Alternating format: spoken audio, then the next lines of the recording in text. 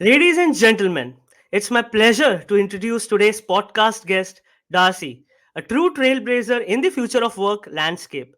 Darcy is not just a thought leader, she's the future of work thought leader, culture architect, and remote first work experience designer. With a profound belief that work doesn't have to suck, Darcy has spent over 9 years navigating the remote landscape, becoming an invaluable mentor and consultant in various long standing remote communities. Her expertise spans industries from tech giants like Airbnb, Stripe, and Remote to academic institutes such as MIT, University of Paris, and Stanford.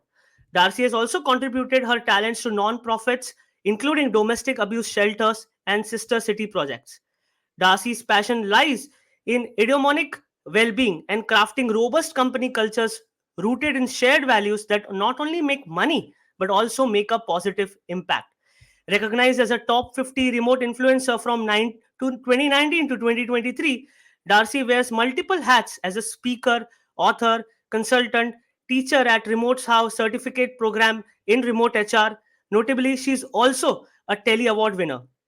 Join me in welcoming Darcy, who is here to share her insights and wisdom on creating positive, thriving remote cultures where people not only show up to do their best work, but also have the freedom to live the best lives. Hi, Darcy. Welcome. How Hi, are you? I'm so good. I'm so happy to finally be here, Cigar. Yes. So, Darcy, I just wanted to know what few things come to your mind if I ask you future of work? When I think future of work, I think of two words: build better. I think of optimism, I think of innovation, and I think of imagination when I think about future of work. Interesting, interesting. And you know, when we discuss future of work, of course, uh, we hear terms such as remote work, artificial intelligence, flexible ways of working. So these are the few things that come to when we discuss with the audience. So how your journey has been, shaping up the future of work with this context. Can you repeat the question one more time? Yeah. So what is, how have your life changed and what is your experience being part of this transition of from future of work? Got it. So my journey has been about 9 years, as I mentioned. And I would say it took me almost 2 full years of working fully remotely to like find my own rhythm, to learn my energy habits, to start like giving myself the permission to say, okay, I trust myself to get my work done now. Not that nobody else doesn't trust me, but I trust myself. And that was actually a much harder journey than I ever expected. And it's one that 99% of remote workers I talk to go through. So nobody is alone if you're feeling guilty or you're not really understanding how to structure your day or you don't feel like you're having giving yourself enough permission. So that was kind of the beginning of my journey. And once I got really understanding of when I work best during the day, what types of projects I work best on at certain times, what totally drains me, what totally gives me energy. Once I started to really mold those things, that's when I started to say, okay, now what environments do I do my best work in? And that's when remote work and future of work started to meld into the future of living for me. And it started to become this unlocking of designing a life where I not only was working almost more, but on more stuff I was interested in and I had more energy to do. But I also changed my scenery. I moved to the beach. I ended up just decluttering my life, having a better diet. And so there were all of these things that all like remote for me and future of work just sort of unlocked in both work and life design. So does if someone who might be struggling to build a balance and they want to find how their energy system works, what are some of the tips and suggestions you would like to offer? Yeah, absolutely. I mean, obviously, it really depends on what type of work you have to do and who you need to be accountable to. So, I think number one is understanding what are some consistencies in your schedule. If you have to be online for 5 hours straight a day because you need to be available, great. You know that. And you can start to structure around that. So, I really would say start with the things that are as codified as possible, as solid as possible, that you know are consistent. So that's number one. Once you understand that consistency, start testing things out. And one thing I would really recommend is challenge yourself maybe once a month, maybe once a week, but start with once a month of do something scary in the middle of a 9 to 5 day. Is it like go out for a 2 hour walk? Is it go to a movie? Is it go get your nails done? Like, I don't know what it may be for you, but go do something scary and then come back and notice that probably nothing bad happened. Yeah. And start to repeat that. You're going to have to train your brain. You're going to have to train yourself that basically being online doesn't equal productivity. Yeah. Yeah. So, Darcy, first of all, congratulations on launching your book, Playbook Shift. It would be, I'm curious to know what exactly it is and how it is, going to shape up the future of work. Absolutely. I have seen so many people struggle with the transition to remote work, not only from a hybrid perspective, but just with a mindset shift and understanding these really little nuances that you really have to pay attention to make remote work work. And I always have the argument when people say, well, remote work doesn't work. And my question to them is, well, what have you tried? Hmm. Talk to me. What have you tried? Instead of just saying it doesn't work, have you tried to think about things differently? Have you tried to set certain mechanisms in place? And usually the answer is blank or no. And so I Mhm. think many people at the moment are really quick to blame remote work for a lot of cultural and structural problems. So I developed the shift system, and it's a 5-pillar system. So basically it spells out the word shift. So S standing for set clear expectations. H standing for harness the tools. I is inspire engagement. F is foster well-being. And T is train the brain, which is what we were just talking about, is training our brains, right? So this system is very, very malleable, meaning you could buy it for yourself. Maybe you have a small company and people aren't really they're working on different time zones and no one knows how long they should be waiting for an email to come back because there's no etiquette in place. So for Mhm. example, in the S, there are worksheets and templates for you to define what are our working hours? What are our time zones? What tools do we use for what? And they all seem like really natural things that we should know. But remember, if you're in an office and there's a couch in the office, you know it's okay to sit on that couch. You know that person is in the office and sitting on the couch. You can go up and talk to them. You know it's a comfortable place to have a conversation. In a remote environment, that doesn't exist.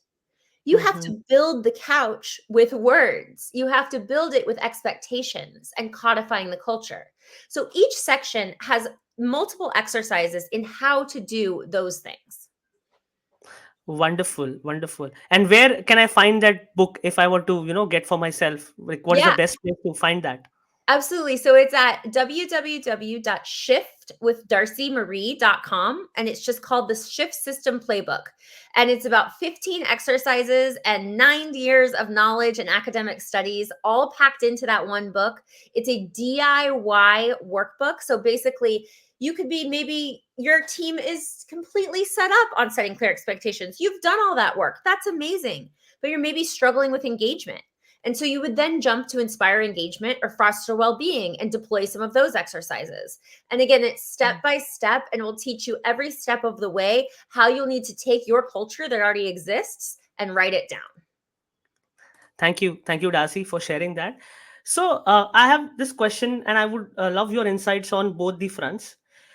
What are some of the key mindset shifts leaders must, take into account while they are managing their team or building their remote team? And what is the mindset shift the remote team members who are part of the bigger team, they must, let's say, they must look at developing even if they are working in the remote environment? I think the answer is the same for both employers and employees. I don't think that there's much difference there. I would say the number one mindset is having a growth mindset.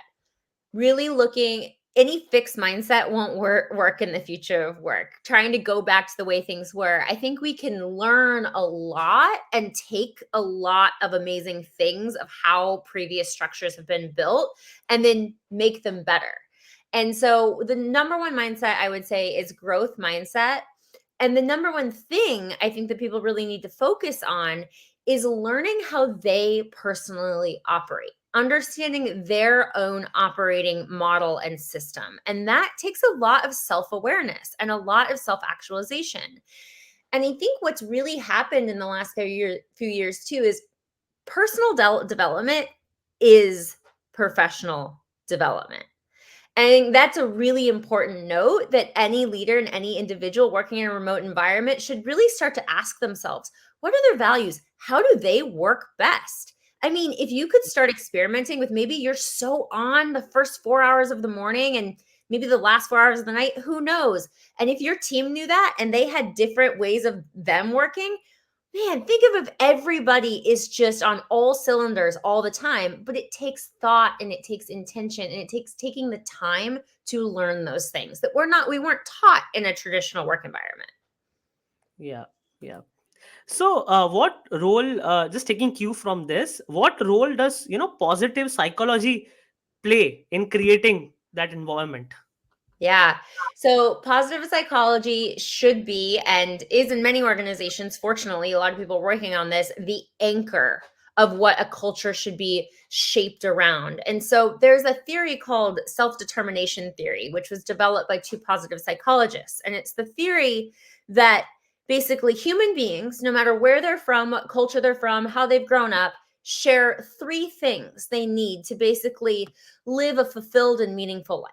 And those three things are a sense of autonomy, a sense of belonging, and a sense of competency or mastery in their work. And Hmm. so when we think about how the employee experience is evolving and how we're architecting work experiences and work cultures, if we come back to that, the kind of that positive psychology model of these three shared values that, again, everybody shares, it doesn't matter who you are, then we can really underpin that sense of meaning and build from that foundation. Interesting, interesting. And what are some of the you know? See, there are challenges which leaders or the teams they recognize, but what are the challenges which even they don't easily recognize? Okay, this is the challenge. So please share your thoughts there. Yeah, I mean, it's tiny things. Most of the time it's making assumptions. So I tell this story all the time. So if there are people listening today that have heard this, I'm going to say it again because there are people who aren't. Please, It's please, yeah. my favorite example. When I was first working fully remotely, I had a call with every single new remote employee. That ended up being about 250, 300 people over the course of a few years. And one day I was speaking to somebody, they'd never worked remotely before. They had come from a very strict organization. They hadn't had a lot of freedom. It was very in office suit. Um, they were basically in a cubicle. And they said to me on Zoom, they asked me, what do I have to do if I have to go to the bathroom during the day? Hmm. And I was really saddened and shocked, but at the same time, it was this moment for me that was like, oh, when you're working remotely and you're hiring remotely, people don't have a shared sense of experience unless you create that for them. They don't understand what the norms are, what's permitted, what's not permitted. Do you have to be at your computer all day? Do you not? Do you have to have a VPN on? Do you not? Can you get up to go to the bathroom? How long? For what type of break? And I know this sounds so simple. Say, well, we're adults. Well, it's Hmm. not that simple. Adults come from all over different parts of the world with all different types of experiences. And so I think that's a really important one, as well as another example of, guess what? Saying work whenever you want, we're flexible, doesn't work either. Hmm. You'll the strict path to burnout. And so really understanding, what are these in betweens? How do you codify and write down and express the culture enough so that people have the right expectations to go in, do great work right off the bat, and not have to think about all of these things, and which takes away from doing work and productivity. Uh, what are some of the uh, uh, cultural learnings that one must gain for them from themselves? Because things are changing every moment. Every time you would be in a different situation, and a lot of work happens with people who are working from different geographies. What Yeah. are some of the blind spots that you think can be taken care of? I think writing in really clear, simple language is really important. So making sure things aren't long-winded, getting stuff to the point, understanding that different words could be misinterpreted, and so checking in often with with people from different teams of different cultures is really important. I would also say for teams to really make the decision before they hire in a lot of different countries that have like competing cultures to one another, to understand that culture first, to understand the best approach of how people work. Is it an indirect culture? Is it contextual? Is it not? Like, what are these certain elements? And there is a great book on this by Erin Meyer, and it's called The Culture Map. And Yeah. I would recommend it to anyone who works in an international team. Darcy, is working remotely, when we work remotely, is fatigue for real? Is the stress for real? While you're working remotely, you're working for like 8 hours, 12 hours, whatever. In that process, people talk about, I get tired. It's very difficult. So is it for real? What's your thoughts there? I mean, I think anybody's feelings are for real, right? I mean, I if I'm working 12 hours a day on my computer and I haven't taken a break and I don't know what's due and when and there's no expectations, yeah, that's going to be exhausting and hard and I'm never going to want to do that. If I'm in Zoom meetings all day, that sounds awful. So, it's definitely for real, and I think that's where it comes back to the redesign of how we work, not Yeah. sort of when and how much time we're putting into work. Yeah. Yeah. uh, Darcy, I also understood, learning about you, about a concept of white glove hospitality in context of remote work. So I would love to know more about this concept, and how does it contribute to the, wonderful or positive team or employee experience? Yeah, so my background, even before Airbnb, was in hospitality and in sort of higher end hospitality. And I learned a lot just in going and traveling and being in restaurants and hotels of what that feeling was like and how in especially in the travel industry and sort of that white glove hospitality, VIP hospitality, all of your questions are usually answered before you have them. If you're walking, I'll use this example. So if you're walking into a hotel with a beautiful lobby with a concierge, well, you walk in, you feel good. They maybe give you a coffee. You don't even have any questions how you need to check in or check out. They tell you all the for you. They maybe give you some cultural understandings. They might give you a robe. They might, they lead you to your room. They take your bags and you don't have anything to worry about. You just get to focus on the trip while you're there. And that's why nice hotels succeed. That's why Hmm. great hospitality exists. And so I love to take that lens in a remote environment because if somebody is logging in and they can't see the environment, you have to make them feel it. And so, how do you do that? Well, from the beginning of when an offer is signed, what's that handoff to? Great. Your first day is in 3 weeks. We expect you to log in at this time. And here's what we're going to expect you from this day. And here's what you can worry about and not worry about before then. Just answering all the questions that anybody might have, even if it's overkill. If they don't have those questions, great. You didn't need to answer them, but you have that template that um, will basically be the thing that you deploy to anybody. So it will be helpful for anybody, and the ones who don't need it won't use it. Yeah, yeah. One important shift that happened to my life. I was attending one of the lectures, and there was a question that was asked by one of the leaders who was sharing is, "Who are your first customers?" This was the question. People were writing the names of literally their clients, literally the name of their clients, and they were saying that, these are my first customers. These companies are my. Then after 10 minutes, he said, "No, your team or your first customers."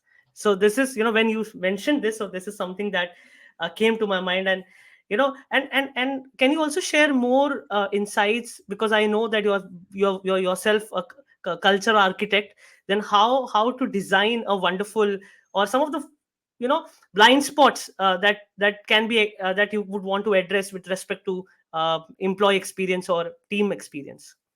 Yeah, absolutely. So I think it really starts with mapping the employee journey. And that's where I would start if anybody is starting this process. And it can be as simple as saying, okay, it's very similar to the customer journey, which most companies that have a product, they map. Guess what? You can use that, but just change it for your employees and the different moments. And so Yeah. use that as a baseline, right? So you could take a customer journey and it could be as simple as just writing it down on a piece of paper. Attraction, interview, acceptance, onboarding, learning and development, growth, offboarding, alumni, right? Let's just say that's the structure. We're just going through the employee journey. Look at your own employee journeys at different organizations and then start to map out what do you want to happen at these moments? And ask yourself Mhm. 3 questions or 4 questions. I'm sorry. Well, it's one question with 4 things. What do you want people to say? What do you want them to feel? What do you want them to think? And what do you want them to do at each one Mm. of those moments? And just start going through those exercises. This could take a year. This could take years. You're going to learn from feedback. You're going to get in that feedback loop. You're going to be learning what is important and what's not important to your team members. And that's what's really important is having that listening strategy. But I would really just encourage that architecture. Again, the foundation is autonomy, belonging, and competency. So ABC, and then looking at that map and starting to decide where you want to invest time and energy at those important moments that matter for everyone in the organization. Yeah, yeah. Now, see, I have a different question here. A lot of the way the organizations are designed, be it, let's say, organizations that are not working remotely or are hybrid, or maybe major of the organizations that are working remotely, a lot of the learnings that come from are from the industrial revolution. Mhm. Though we have moved to the the industry 4.0, or where flexible working has been recognized. So what are some of the common mistakes that you think even the remote companies are doing? It's not that they do not want to address, but of course, it's good to know that, oh, maybe we are just taking this from the industrial revolution, or the way it was managed. So what are some of the things you would like to share here? You mean like what are remote companies doing that they could be doing better? Better, yeah, and better. And I mean, are they reflecting, or should this have a serious question? They should be asking serious questions that, what, these things are from the industrial revolution, so why are we still using it? So, and in, of course, if few things are working, then great, but what are the things that you think within your journey must not be there, must not be part of the remote culture design or their team design? Yeah, I mean, I think that's a hard question to answer because it's different for every organization and it's different for different industries too. So Yeah. I think that's like a really important thing to note. I would challenge hours worked a week. I think that it should be output and results driven. I do think it is important though, however, to have an average number of hours worked so people have a sense of like what their swim lane is, where they have freedom within the framework is really important.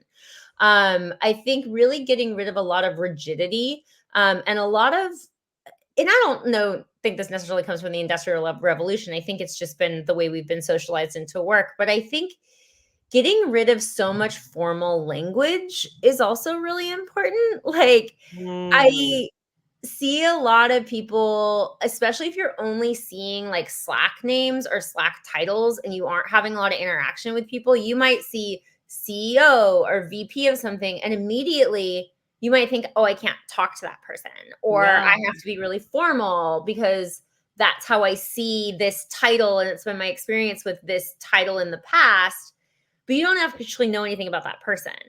And Yeah. so I think that there needs to be an unlocking in our language and typing in a lot of ways that might not be necessarily grammatically correct, but in the way that like I type in a lot of the ways in the way that I talk.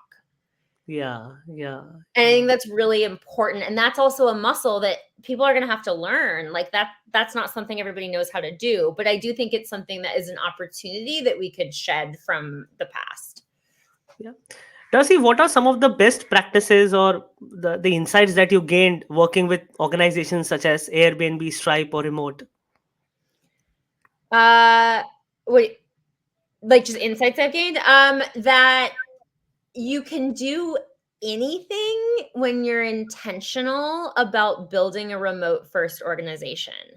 And I think that's really the key to the future of work is intentionality and taking the time, space, and energy to say, okay, how does this decision affect the outcome? And that is inclusive of the design of the organization. Yeah, yeah.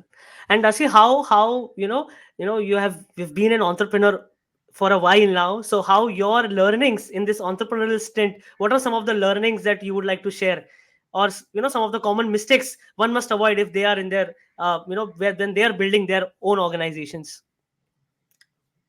You're going to be so uncomfortable like 98% of the time. It's so uncomfortable. Hmm. It's worth Hmm. it. It's worth it, but I think that's something that not a lot of people talk about is like how uncomfortable and how lonely it can be. And I also think I was having a conversation with a fellow solopreneur the other day. When you leave an organization and you start to build something for yourself, especially if you're working with organizations too, as like a consultant,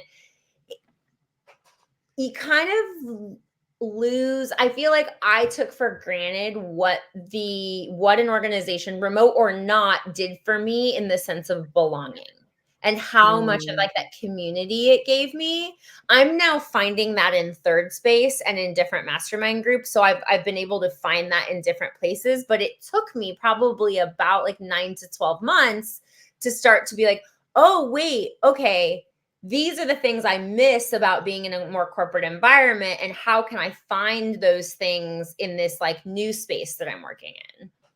Yeah, yeah. Thank you, Darcy, for sharing that. It really helps because, Yeah. we see there is a revolution going on around the world where people are, building their own companies, and of course, with due experiences that they have, the expertise that they have developed, and it is so important to to be part of a community or a Yes. group that resonates with the way you think and the way you also inspire them, and the process you also get inspired. So thank you, Darcy, for sharing that. You also you also speak a lot about one more concept, that is dream managing. What is that, and what is its significance in the remote work landscape? Oh my gosh, could talk about this for hours. So I was inspired by a book back in 2017. It's called The Dream Manager. Okay. It's by a guy named Matthew Kelly. Are you familiar with it? No, but I would Okay. love to explore. Yeah. It's by a gentleman named Matthew Kelly, and it's a story about a janitorial company where I can't remember the numbers off the top of my head, so don't quote me on this, but they were just losing revenue. Their attrition rate was like ungodly high. I mean, it's a janitorial company. That's a hard retention rate. And then they started asking the individuals what they wanted, what would be helpful. And one of the things was transportation to work. So they started to do a shuttle every day for transportation into the cleaning facility. And then they had this crazy idea where they brought in a dream manager. So each individual employee, janitorial as well as management, would meet with this dream manager. I think it was like once a year, and they would say, okay, well, what are your dreams outside of work? Maybe it was a dream to buy a house or a dream to go on a trip or whatever it might be. And how can we support you in that? How can we Hmm. support you in that dream? Their retention rates went up to like 400%. Their profits doubled. Like the stories are crazy. And this isn't just the story in this book. This has happened in countless of organizations when entering dream managing. And so, what I love about it is, especially in the remote environment, now individuals mostly have more control over their physical environment than they ever did in the past. They probably have more flexibility. They probably have more time to travel and to move around a bit more. And so, what does that mean? They have more time to achieve their dreams. And Hmm. I did an exercise of this. I brought in a gentleman named Ben Nempton. He is an inspirational speaker on dreams, and that basically the impossible is possible.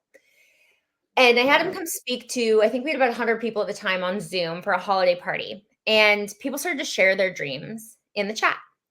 And then people started to say, oh, okay, so you want to publish a book or you want to write a song or whatever these things may be. And then you start to see people say, I know a book publisher. Oh my gosh, I'm actually a DJ and I have equipment and we live in the same area. So not only can it be a way for people to start to see the opportunity and hope in their life outside of kind of just their core work, but they can also help one another achieve those dreams, irrespective of where they're located, potentially. So I just think it's a really powerful way to help people, help motivate people intrinsically, especially when the chains of the office are removed.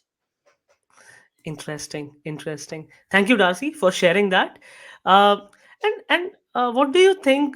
How can companies leverage design thinking to create a wonderful employee experience in the world of remote? Yeah, absolutely. Always ask questions. I encourage anyone who is in charge or anyone who's working on designing a remote work environment, every day before you get in front of your computer, imagine that you're a scientist. Maybe even buy Hmm. yourself a lab coat. Like you are going into experimentation mode, and that's okay. You don't have to have all the answers. Nobody does. And I think that's a really important thing. So I would say that's number one for design thinking. And number two is something called AI. No, not artificial intelligence, appreciative inquiry. Wow. So always asking questions on things that are working, not that aren't. And why so? Why not ask questions if things are not working? You can still ask questions if things aren't working, but imagine if you focused mostly on the things that are and started to Yeah. build those things up. Then the Yes. things that aren't working start to dissolve. Yeah. Yeah. It's like capitalizing your strengths. Exactly. Great, great. So, Darcy, what are some of the challenges that you face while shaping up remote work experiences or environments for folks that you work with? I'm so sorry I missed you on the. Sure. So, what are some of the challenges you face while working with your set of people or folks or clients while shaping their remote design or their remote management? Yeah, I mean, I think one of the things is there's not a lot of shared language around remote Mhm. right now. And so a company Mm, could say, we're remote first, and then maybe I'll get in there and they have 4 offices and there's like 4 remote employees and 90 people in the office. And I'm like, "Oh, that's great. That's a big challenge though because that word or that term is going to mean a lot of different things to a lot of different people." So I think a challenge is really bringing things back to basics and helping organizations see, okay, we can say we're remote first, we can say we're all these different things. That's great. What does it mean in this culture? And how you define that in this very specific culture? I don't think we're going to have a lot of shared definitions for a while, and I think it's really going to be up to every company and every client I work with is I actually walk them through, let's make this definition, let's make this culture, let's codify this within your rhythm, your product, and the way you want to work, because if you try to be somebody else who you aren't, you'll yeah. never recognize yourself within it. And so that's a really important thing. Thank you, Darcy, for sharing that. And what are some of the key elements of creating magical moments for remote teams? Fostering a for to foster a great sense of connection. Oh my gosh, there's so much, but I think it's really about bringing the outside in. And so, for example, if you're maybe working in an office with a team, you all go out for beers or a sports game or something after, you're sort of bringing the inside out.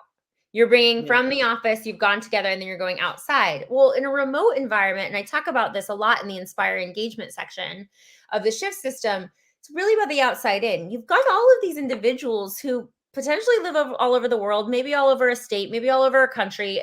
There's a lot of different ways remote teams are formulated, but they all have really different lives. And Hmm. really starting to facilitate, maybe it's a skill share, maybe somebody's teaching that they're a beekeeper. Like I once did a skill share with, we had a guy who was living in Barcelona and he did a tour of medieval Barcelona on Zoom.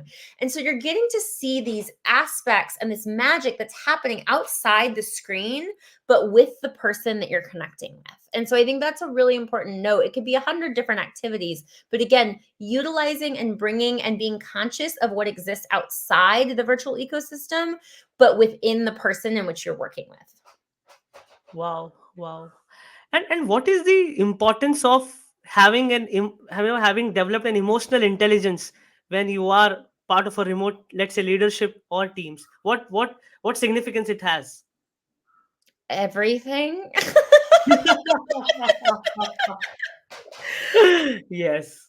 I mean, I don't know how to answer that question more than just everything. I mean, I think it takes a lot of emotional intelligence and a lot of awareness too to really recognize the behavior patterns that are happening within a remote culture, to recognize and to assume sometimes when things might bubble up, to be able to have a communication strategy to deploy before that happens.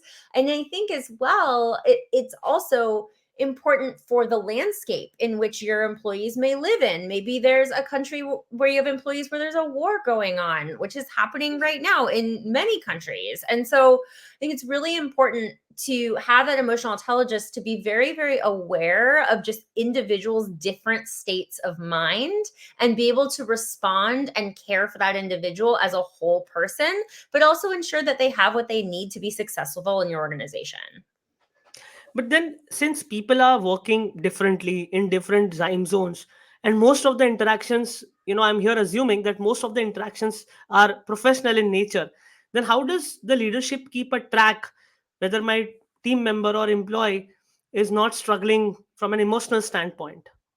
Yeah, I mean, at the end of the day, emotional well-being is up to the individual, right? It's not the responsibility of a company, and Yeah, I think a lot of people can think that, but that's a fool's errand. yeah, I think it's really just about checking in and just saying, "Hey, what is it?" and asking individuals and asking even at the beginning of onboarding of questions like you ask asynchronously, "When you're struggling, what is it you need from a leader?" And take yeah, your time in answering that question. And so then the leader knows that maybe if they're noticing something or maybe they're in a one-on-one, they're able to sort of not solve for that, but they have more information to dig into how that person best needs support. Because a lot of people have support or need support in a lot of different ways. And so it comes down to the individual approach. If you have a team of 8, just having a spreadsheet where you've asked them, how do you best need support when you're struggling? And is there anything I can do to recognize if you're struggling? Or what would be the best kind of approach for me to work with you on this? And so again, it's just about being curious. yeah, yeah. So, how does one balance the need of structure work with the flexibility that remote work offers? I think it depends on the outcomes and your customers and what type of products you have and what service you're delivering. I mean, number one, like that has to be figured out before you create the flexibility piece, right? Like you need to understand what the demands are of the business, who's going to be accountable for those demands, when and where. And that then comes back to the S in the shift system is setting clear expectations. What are those expectations for the business in which you are running? And being very clear about that. What that also does is it allows individuals to self-select into that culture or Yeah, self-select out of it. And I think that's another thing that people need to be really aware of. You shouldn't want to keep people forever in your company, and you shouldn't want to attract every type of person. That is dumb. I'm sorry. Like the best organizations are ones that have shared values and people are energized on working on things together and they're in the yeah, same rhythm and they have some similar subset of how they like to work within the culture of the organization. And so I think that's a really important thing, that instead of just doing what other companies are doing, being really, really, really intentional about what your company is doing so you make sure you get the right people. yeah, yeah. Uh, can you share some of the examples of organizations that are excelling at remote first workplace design? Oh my gosh. I mean, off the top of my head is that Atlassian. They're doing a great job with their work from anywhere team, their work from anywhere report that was just released, I think, last week. And I think what that shows is they have an experimental team. They have a team of scientists. They have behavioral scientists on that team and psychologists on that team. And I think that is such an innovative approach. Is not only are they doing it for their own company, but they're also doing it as a resource for many other companies to look at Hmm. work in a different way. They're doing a lot of that research. So I would say they number one are sort of that epitome of innovation and that willingness to think differently and actually tangibly experiment. Wow, wow. And like, can you also share the concept of human connection in the context of distributed teams, and how can it be fostered? Yeah, absolutely. I mean, we connect on our shared values and we connect on shared interests. And so I think Hmm. that's really important. So it can be as simple as, a caregivers channel where individuals are maybe going through a struggle because they work remotely because they're all caregivers, and maybe it's a moment and a place for people to talk about this thing that they share. They're like, "Oh man, you're doing the same workload I am, and we're both caregivers. How are you getting through that? How are you getting through that?" It opens up this moment for deeper human connection. So, again, you have to facilitate the space, but then deciding where people connect. And those things that are shared across cultures are usually food, language, rituals, um, parenting, things like that. So just taking those general overview that everybody shares within the world, and then just putting little pockets in where people can connect on that deeper human level.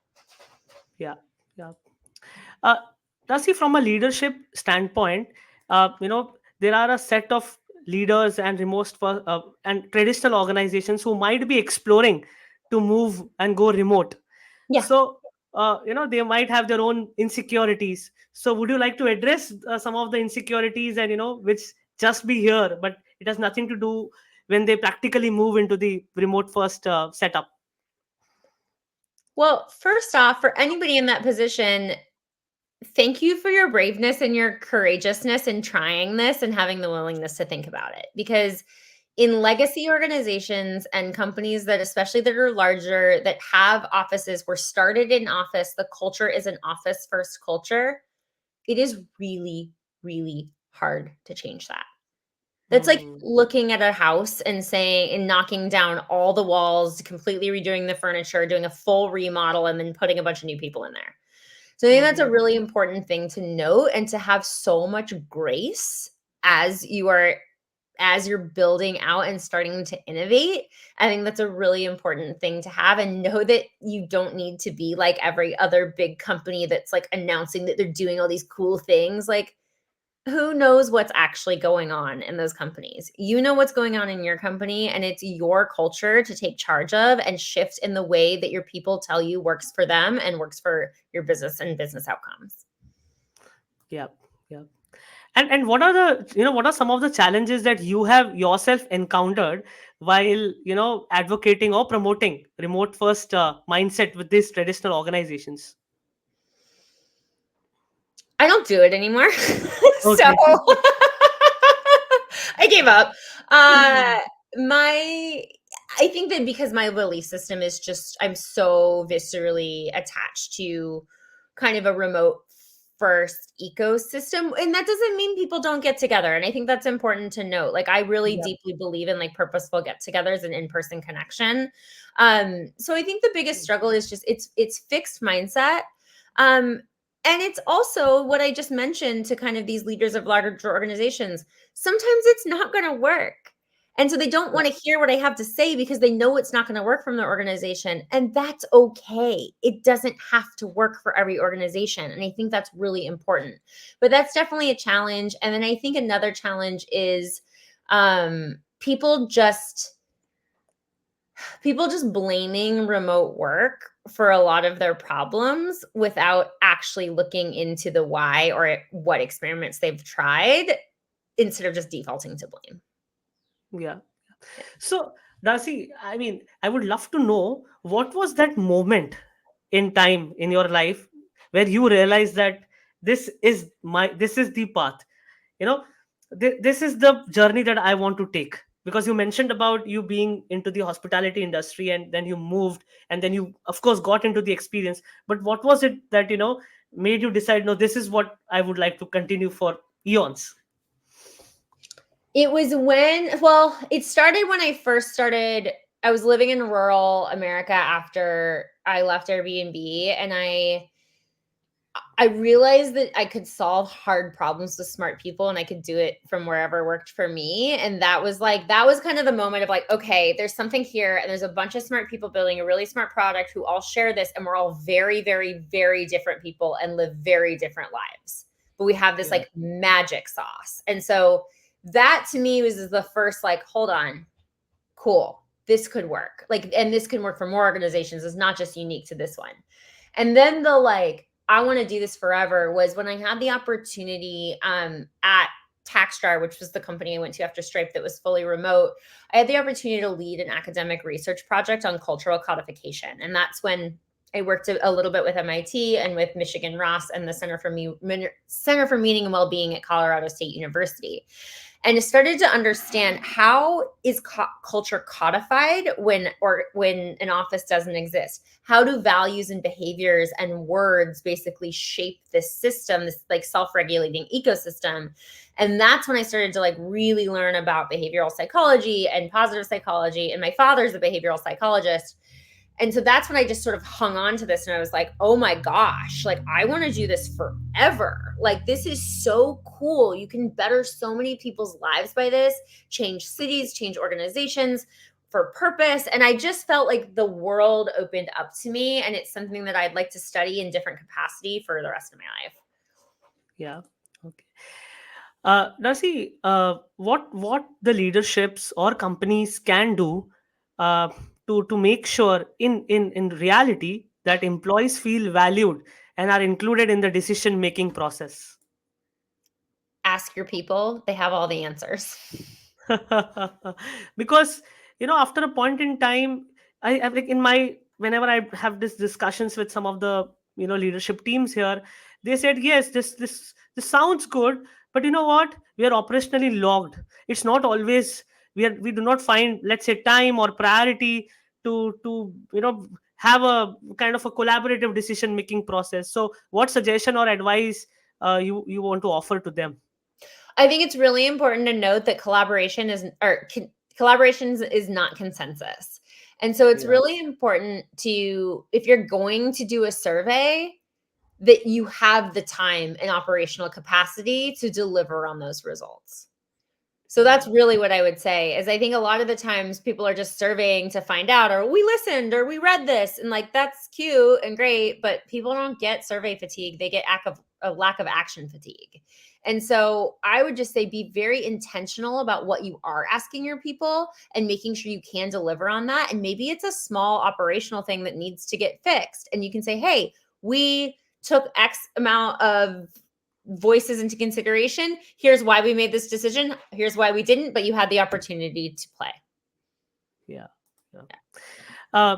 Rasi, what are some of the key trends in remote work, key future trends that you see with respect to employee experience and leadership that is happening? Oh, well, I hope these are trends I hope to see and I see coming up. One is employee journey mapping as it mirrors the customer experience map. I think is really important. And I see that as a trend for sure. PYN just came out with a great tool of employee journey mapping. It's free. That's super cool. I think really purposeful offsites. So really purposeful Hmm. get-togethers, really purposeful, whether that be in an office that exists or going to a location that nobody lives within, whatever that might be, but really understanding that offsite design and that trend of what can we do when we're not in person, and then what are the things that we can only do in person. I think we're really going to start to see a more conscious split of that, which I think is amazing and super important.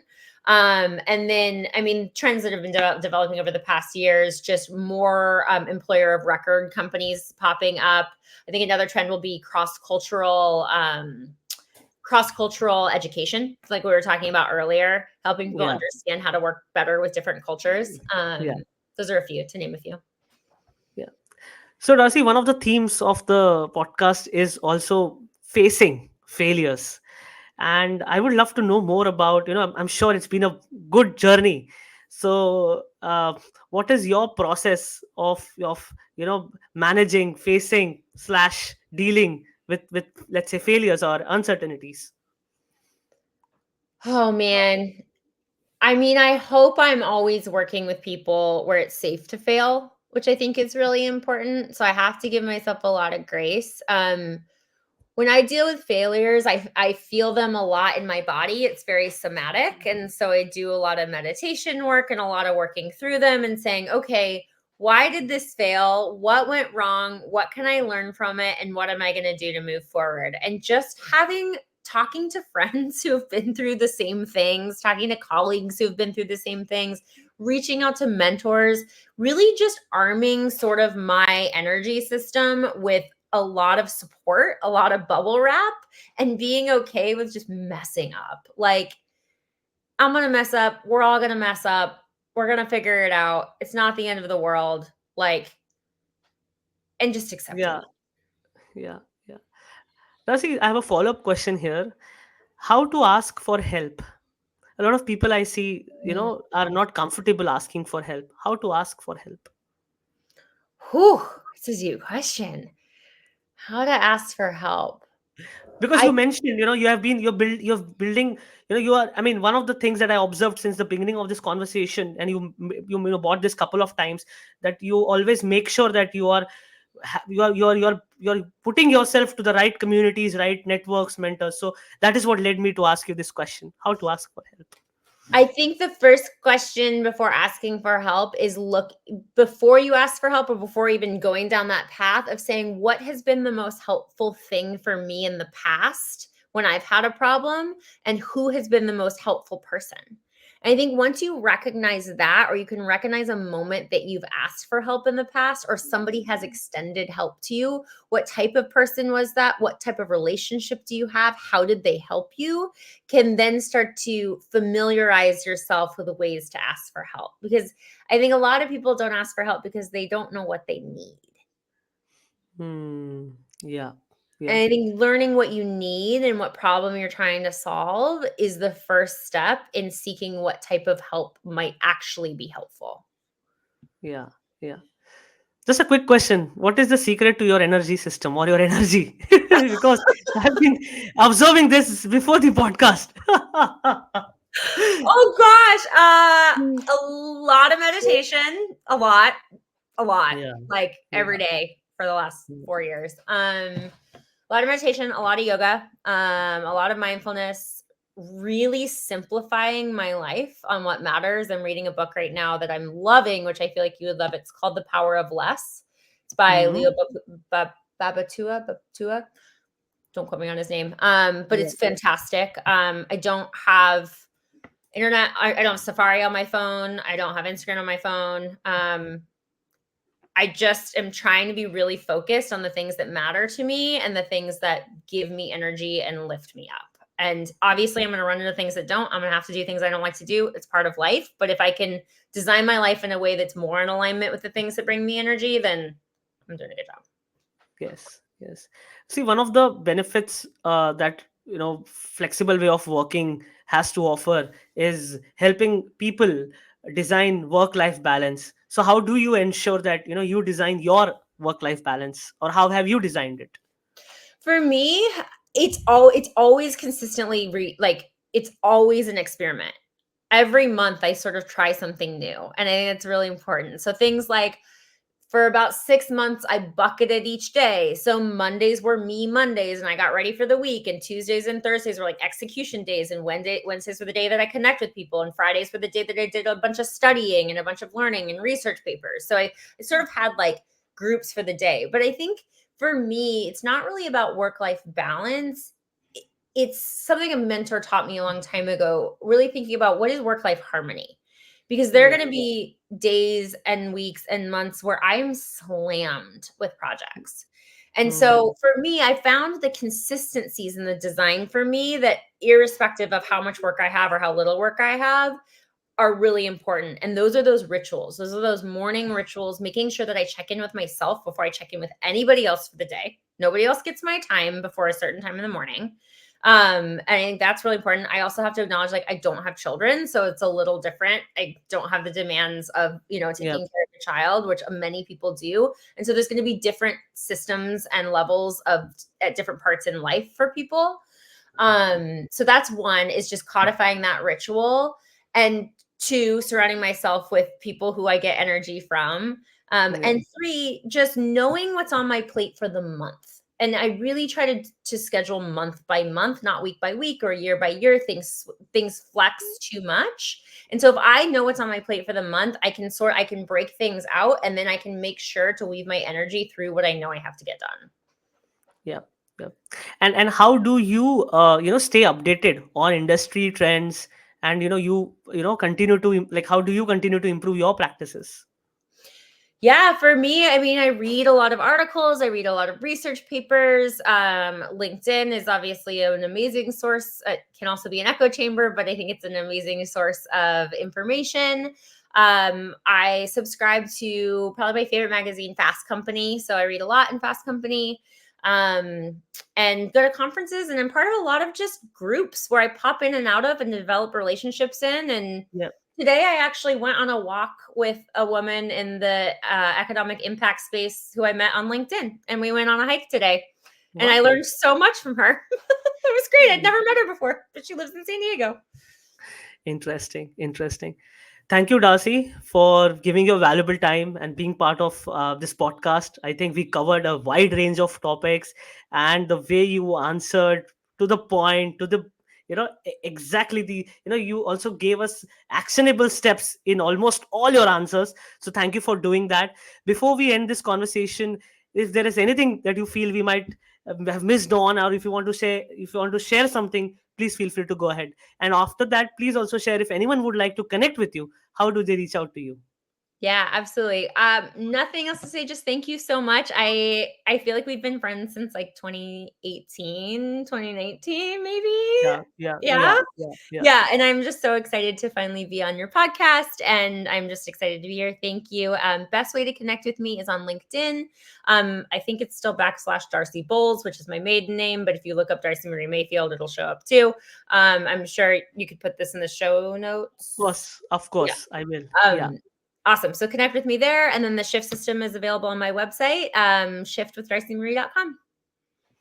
Thank you, Darcy, once again. And I would also like to thank viewers for joining us and listening to this podcast. And I promise I am going to continue this mission of getting future of work experts to share their story, their journey, and how they are impacting the world. Thank you.